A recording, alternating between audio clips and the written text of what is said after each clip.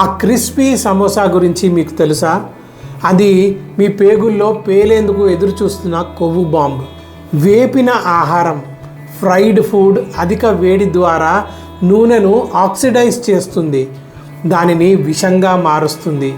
ఇది చెడు కొలెస్ట్రాల్ను పెంచుతుంది, కాలేయాన్ని దెబ్బతీస్తుంది, జీర్ణక్రియ ప్రక్రియను మందగింపజేస్తుంది.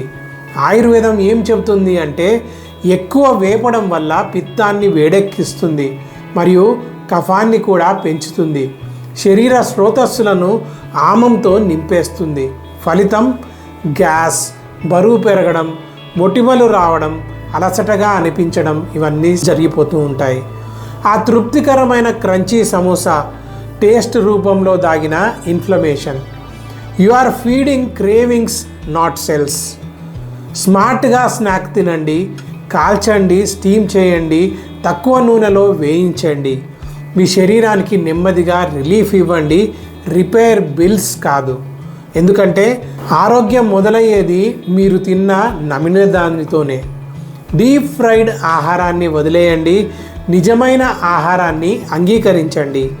ఇంకా విలువైన ఆహార సత్యాలను, ఫుడ్ ట్రూత్స్ తెలుసుకోవాలనంటే వర్ధన్ ఆయుర్వేదాన్ని ఫాలో అవ్వండి.